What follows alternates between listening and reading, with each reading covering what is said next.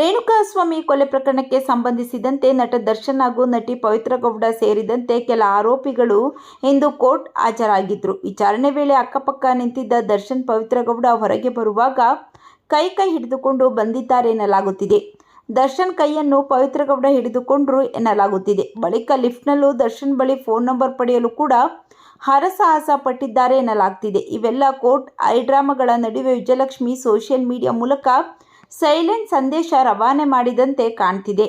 Social ಮೀಡಿಯಾದಲ್ಲಿ ಸಖತ್ active ಆಗಿರುವ ದರ್ಶನ್ ಪತ್ನಿ ಇತ್ತೀಚೆಗೆ ಫ್ಯಾಮಿಲಿ ಜೊತೆಗಿನ ಫೋಟೋಗಳನ್ನೇ ಹೆಚ್ಚಾಗಿ ಶೇರ್ ಮಾಡ್ತಾರೆ. ಇಂದು ದರ್ಶನ್ ತಾಯಿ ಮೀನಾ ತೂಗುದೀಪ ಅವರ ಹುಟ್ಟುಹಬ್ಬವಾಗಿದೆ. ಈ ಹಿನ್ನೆಲೆ ಒಂದು ಫೋಟೋ ಶೇರ್ ಮಾಡಿದ್ದಾರೆ. ಅತ್ತೆಯ ಫೋಟೋ ಹಂಚಿಕೊಂಡ ವಿಜಯಲಕ್ಷ್ಮಿ ಪ್ರೀತಿಯ ಶುಭ ಕೋರಿದ್ದಾರೆ. ಈ ಫೋಟೋದಲ್ಲಿ ಮೀನಾ ಅವರ ಜೊತೆ ದರ್ಶನ್ ಪತ್ನಿ ಹಾಗೂ ದಿನಕರ್ ಪತ್ನಿ ಇದ್ದಾರೆ.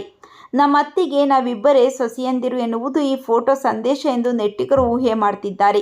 ನಾವಿಬ್ಬರೇ ಸೊಸೆಯರು ಅಂತ ಫೋಟೋ ಹಾಕಿದ್ರಾ? ವಿಜಯಲಕ್ಷ್ಮಿ ಮತ್ತೆ ಪವಿತ್ರ ಗೌಡಗೆ ಟಾಂಗ್ ಕೊಟ್ಟರು ಎನ್ನಲಾಗುತ್ತಿದೆ. ವಿಜಯಲಕ್ಷ್ಮಿ ಅವರ ಬಗ್ಗೆ ನಿಮ್ಮ ಅನಿಸಿಕೆಗಳನ್ನು ಕಾಮೆಂಟ್ ಮಾಡಿ ತಿಳಿಸಿ.